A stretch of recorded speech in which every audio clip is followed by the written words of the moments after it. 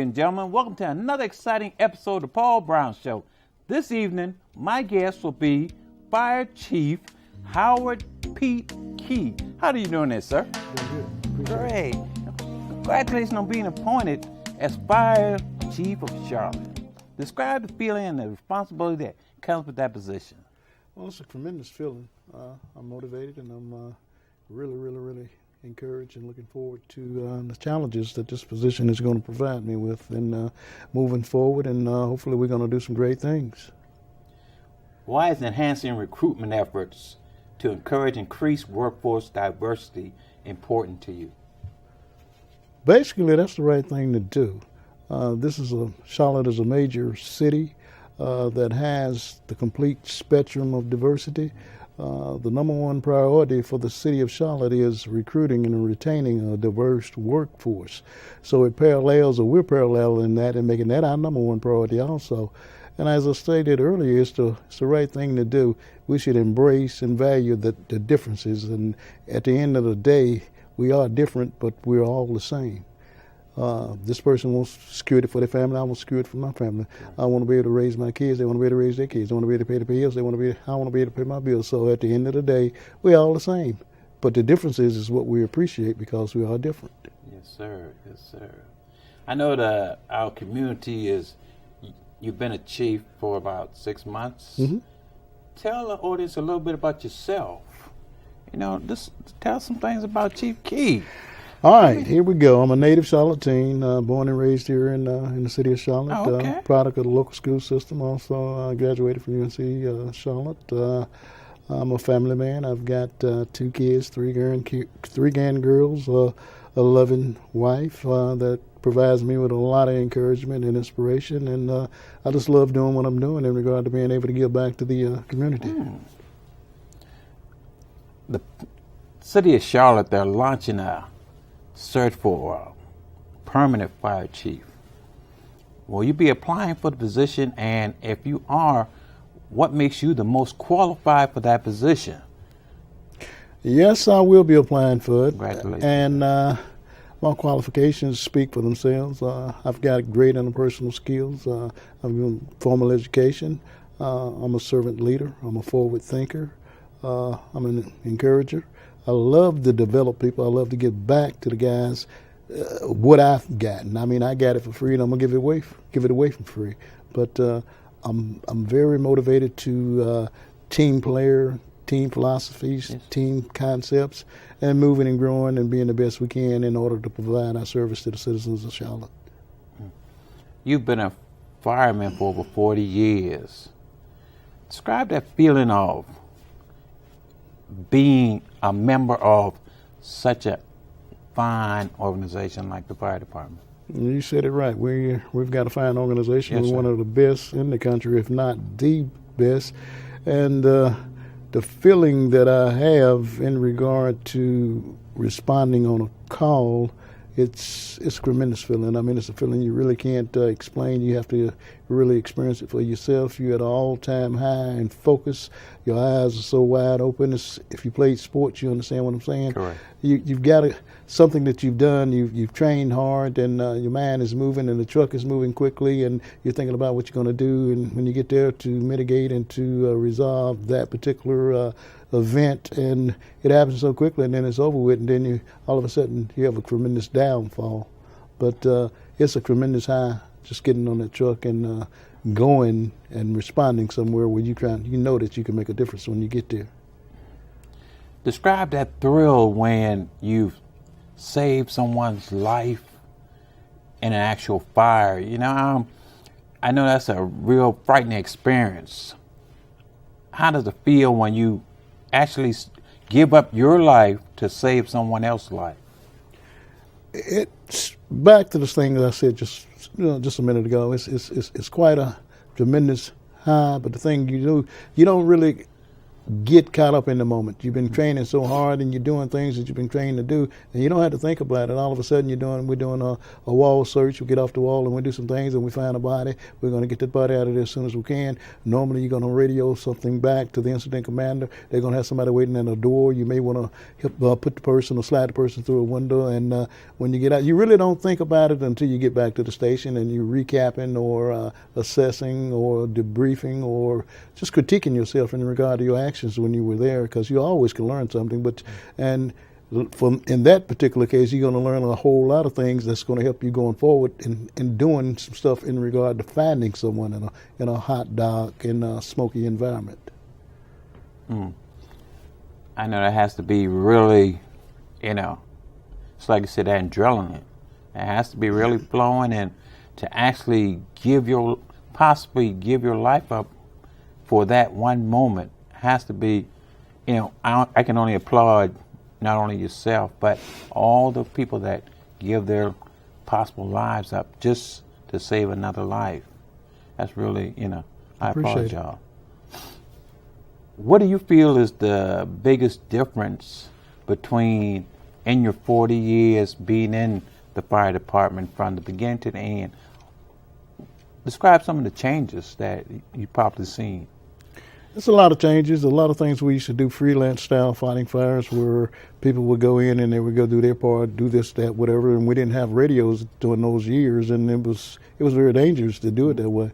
With the advent of placing radios and technology with everyone and making sure that everything is sheltered in divisions, and you know who's working in a certain division, so you're comfortable. And we're always going to work in groups of 4. That's what we do in the city of Charlotte. Each truck has 4 people assigned to it each day, and it's just safety. And a lot of things that we're doing now in regard to, we get into a lot of hostile environments with smoke, and it can cause cancer. So we're doing some things about it. It's mandated to take a shower when you get back to the station. 2 sets of gear. Take that set out because it's contaminated, and you send it to be clean, and you use your other set. But it's been a lot of changes, especially in the trucks, especially in the gear we use. Okay. Why is it important that each fireman remembers the training that they received at the beginning when they actually go into action? As you stated, it's paramount. It's very important. It's the fundamentals. That's our base of how we're going to survive in an environment that is not conducive to regular citizens. I mean, we get comfortable being in those situations, and your training, I mean, that's your bread and butter. I mean, it's going to keep you calm. It's going to save you if you get into a place where you may be lost, you get off the wall, or you may not have a search rope on, and you got to rely on the training and the basic fundamentals that you get going through recruit training. But after you get out of recruit training, then it's up to you to enhance the training that you had by going with something that's better or something that's a little different that you didn't get taught in the training academy. It's like having that, depending on that fireman next to you, knowing that he's going to help you make it out safely. That has to be kind of like, a thrilling action for yourself and the other firemen that go in those positions. You got your friends, your family members. Mm-hmm. They're, I guess, like your family members. Correct. They go in there with you, and they willing to be by your side. It's amazing. And you're right. The team concepts and philosophies that are ingrained in us and every day that you work at a station, you're right. That's your work family. And we care about each other. And if you go in and somehow you're lost or you lose your bearings or whatever, we're going to do what we call a lost firefighter or mayday, mayday, mayday, mayday. And all of a sudden, everyone is going to converge in there, and they're going to get you within probably less than 30, 40 seconds. I mean, it's unreal because we're going to know your location because you get a definitive assignment when you go into a building, and we know who's working in, say, Division A or Division B or Division 1 or Division 2, and we'll just blitz some people in there and we'll pull them out right quick. That's a good feeling. It has to know that they're going to come in after you. Mm-hmm. They got your back. They got your back, huh? Yeah, sure do. and it's unreal. I mean, you become so dependent upon each other, and you become so close because you're working in dangerous, hostile environments all the time. The trust factor has to be there, and it's there, and it's more than trust. I mean, it's love. It's caring about each other. It's a beautiful thing, and it's just like playing sports. Like you're in the 2-minute drill, and you get off the truck, and the play's already called, and everybody bam, bam, bam, bam, bam, and all of a sudden it's over with. It's finished. I mean, it's resolved. It's out. Yeah. I know we talked about your family. Let's talk a little bit about them. How did they feel when you told them that you were going to join the fire department?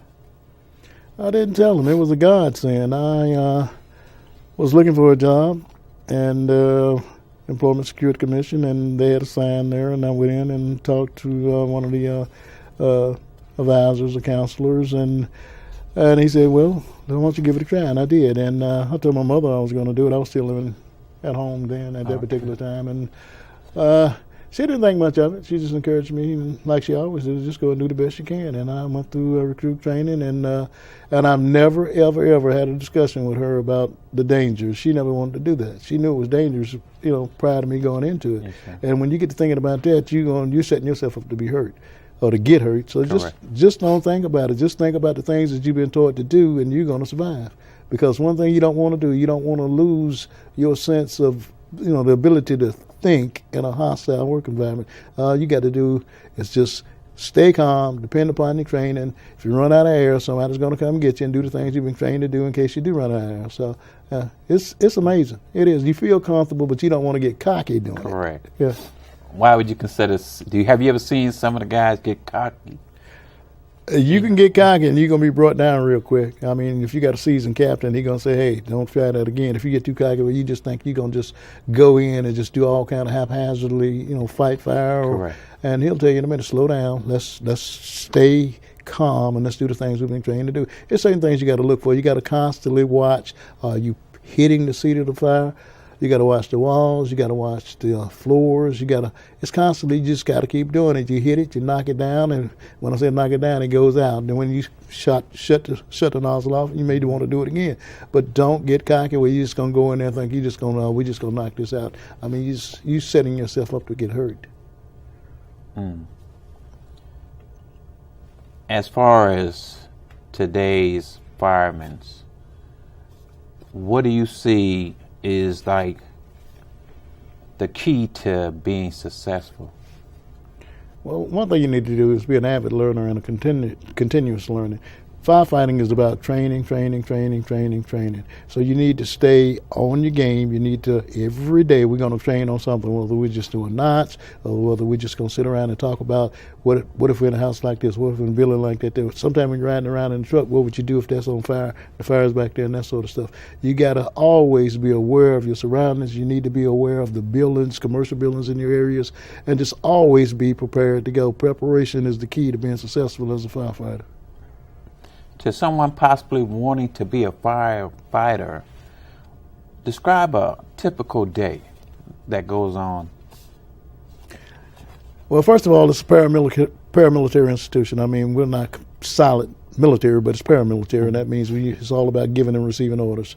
You got a captain that's going to be assigned. He's your boss, and when you report to the station in the morning, you're going to have a roll call. He's going to give you the orders or tell you what the day or a daily agenda, what's going to happen, and then we have a cleanup. Everybody's got a section of the station to clean up. You go to that section of the station, he goes to here's this, that, whatever, you go and do what you got to do. And everybody meets on the apparatus floor. That's where that truck is parked at, and you clean that up. Once that's done, then you start talking about what they're going to eat for lunch, and you go by the store, get the lunch, that, whatever. You come back and eat lunch. You may have a little downtime, watch some TV, but then you're going to do some training. You're either going to do something on ladders, as I stated earlier, you may do some knots, or you just may sit around and just do some general tactical stuff or some strategy stuff and that sort of stuff. But it's a tremendous day, and when you're there, you're working 24 hours a day, and on average, you're going to work 10 days a month. So you got a lot of time off. You can go to college. You're going to get a college degree, and the city of Charlotte would reimburse you for that. So in essence, you can come here and not have a degree, and you can get one, and the city of Charlotte will pay most of it. Why would you recommend someone to come into the fire department? I mean, you got all that experience, sir. You that knowledge. to someone who really wants to be a firefighter, why would you recommend this for them? It's a great job. It's an occupation, not just an occupation, but it's a vocation, it's a calling. And if you're not called, it's going to be kind of out of kilter for you. You probably may leave. We got less than a 1% turnover rate, so most people coming is going to stay. You got great benefits. We got our own retirement. You got the opportunity to get a college education, as I stated earlier, and then you got the opportunity to be all you want to be. I mean, we're constantly giving promotional tests each year, so you prepare yourself to take tests, go through the promotional process. If you're successful, you're going to do. I mean, you got upward mobility. You can go up, you can start on the back of a truck, and then end up being the fire chief.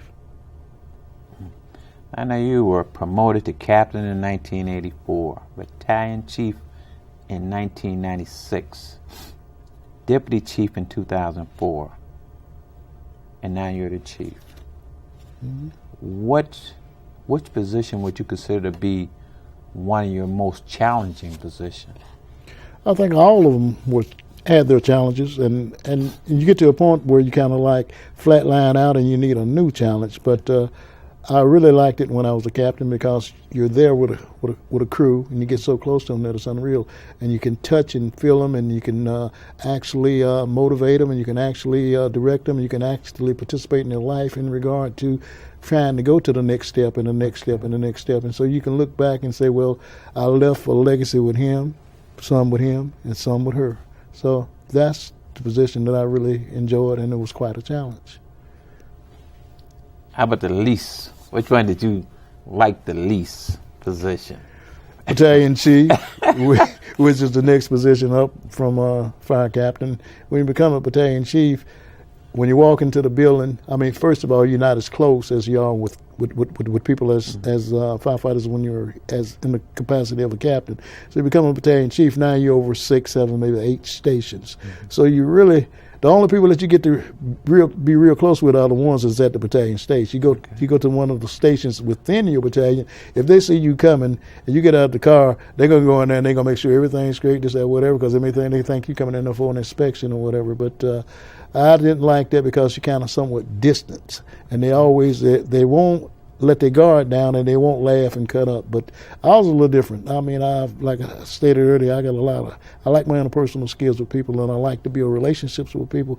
And you build a relationship with someone, you can influence them. So that's what I like about it. And you couldn't do that in a battalion that's got 8 stations. But I miss that part of it. I miss the human part of it. Chief Key, you really are down to earth. Who do you credit that to? I mean, you got a real calm demeanor. You have a positive attitude. Who do you credit that to? My parents. They both were very flatline. They never showed a lot of emotions. I was the same way. They pushed me forward all the time, speaking in church, raised as a Christian in church, did a lot of things there, had a lot of mentors, did a lot of things with me. Was always hanging around guys that were older than me, so I absorbed a lot of stuff from there, and I emulated a lot. And then I liked sports, and it made me very competitive, and the thing I learned playing sports is you got to always be prepared. If I'm prepared, I'm not going to get nervous. It's just going to happen. And that's where a lot of it comes from. And a lot of it comes from, like, I'm just a faith-based person. And I believe faith is what gets me or what keeps me going. It's the desire and the hope that drives me. Are you married, kids? Yes, sir, I sure am. I've been married to my wife, Cynthia, for at least, 40-something years. Oh, man. And I hope she doesn't see this because she's going to kill me. But I got a wonderful daughter. She's very successful. I got a wonderful son. They both did good. They did well in getting themselves educated and never embarrassing us. I got 3 not great grandkids, but 3 great, in essence, good kids, grandchildren that I love. I really love them, but I got one thing that I'm somewhat disappointed. My daughter just had girls. I would like to have a grandson, but but I don't think that's going to be in the making. But yeah, I'm very much a family person. I'm tough because I was raised on the fire department, and I just like discipline. Everything's got an order, and this is the way we're going to do it. I'm not saying that I'm like a dictator, but I just like law and order, and we're going to have fun. Yeah. Why it's so important in your life to have that wife that you've had for all these years by your side? Well, I guess I can make up for what I said earlier, but now she's been, she's a pusher. If I slow down, she's going to be pushing me. What's on your mind? Why aren't you doing it? I think you should do this. And she don't think I'm listening to her, but I listen to her. And it's been a great relationship. You grow in love. And we started, 17 years old, and we've been together ever since. And she's been a blessing for me, and I in turn I've been a blessing for her. So it's good. It sure is. It's great to have someone that you can depend on. And I spend a lot of time away from home. I've been all over the country training and learning and workshops and National Fire Academy and stuff. And it's been a great ride. But she's always kept the home base the way it should be, and I really appreciate her for that. I sure do. And she's been with you from the beginning to this point. She's seen you from just starting in to now the chief of the fire department of Charlotte, North Carolina. Yeah. She has to be, that's proud of you. She is, but she wants to take all the credit for it, and but I won't let her do it. But no, it's been a great ride for both of us, and one thing about it, we've been blessed tremendously, and we're very appreciative of what God has done for us. There we do. There we are. Chief Key, if you wasn't a fireman, what would you have liked to do in life? I've never really ever thought about anything like that. I mean, I was in school and I had a lot of different options, and I don't want to sound like I'm cocky, but I was quite talented, and and things I could do, and a lot of things I could do, and it came easy for me. But I enjoyed what God has put me, placed me into doing, and I'm still doing it, because if I didn't now, I could retire and live happily ever after. But I like giving back to the community. The community has done a lot for me. I know a lot of people have pushed me, and a lot of people have done a lot of things for me. So I, in turn, should give back, and I should go out and do diversity recruitment and minority recruitment, and bring people to where I am, and hopefully they can do some of the same things or experience some of the same happiness and joy that I've experienced. Do you like going back in the communities and, in the different areas, and just seeing your old friends and new friends and showing them that you're there, you're here? I do a lot of that, especially in some of the old elementary schools and stuff that I attended, and I go back and I do some things, and I encourage all the fire stations and the firefighters on a daily basis to go back to the schools, participate in the community. That's what we're about. Correct. The fire departments and the fire station, it belongs to the community. I mean, it's taxpayers. They're buying us all those trucks. They're buying all that equipment and stuff. So we're obligated and mandated to go back and encourage and to help kids find their way, because a lot of them will not be able to find their way by themselves. So you help show them the way.